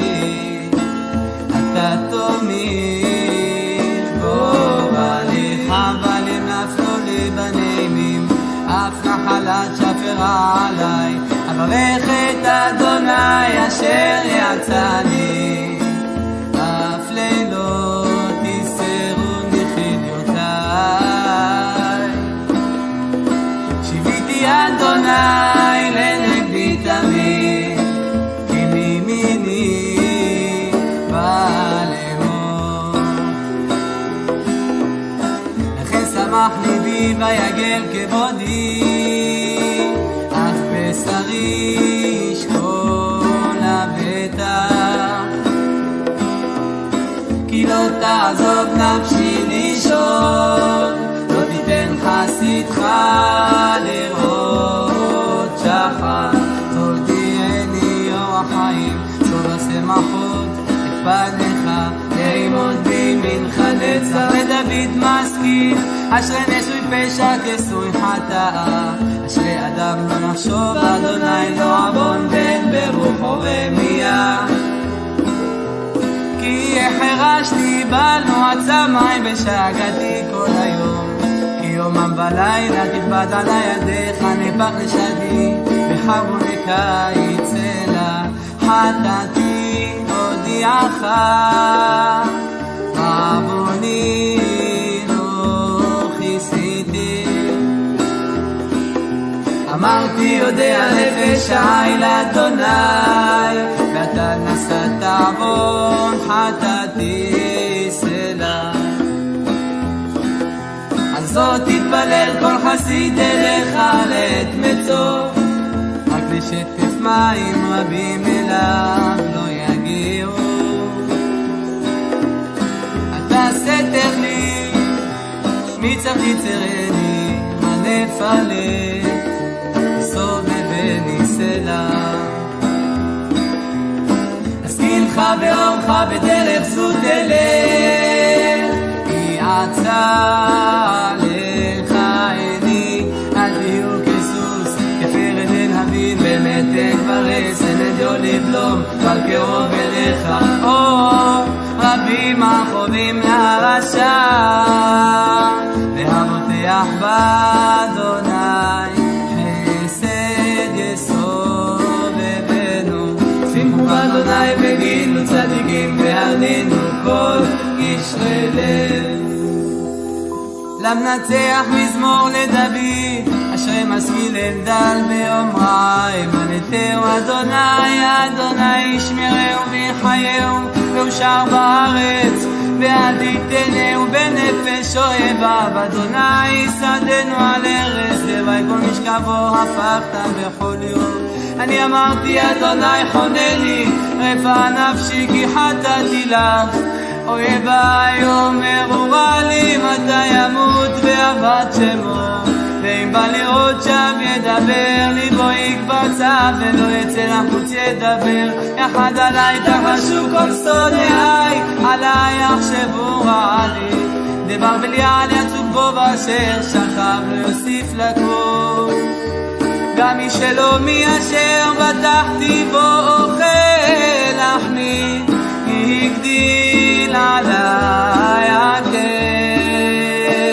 ואתה אדוני חונני והקימני ואשלם עליהם בסוד ידעתי כי חפצת בי כי לא ירא אויבי עליי ואני בתומי תמכת בי ותציבני לפניך לעולם ברוך אדוני אלוהי ישראל מהעולם ועד העולם אמן ואמן למנצח משכיל לבני קורח כי אל תהרוג אלפים כמים בנפשי תערוב אליך אלוהים צמא נפשי לאלוהים נאל חי מתי יבוא ואראה בן אלוהים הייתה לי דמעתי לחם יומם בלילה באמור אליי כל היום איה אלוהיך אל אזכרה ואשפך עלי נפשי כי אעבור בסך הדדם עד בית אלוהים בכל רינה ותודה מון חוגג מה תשתוכחי נפשי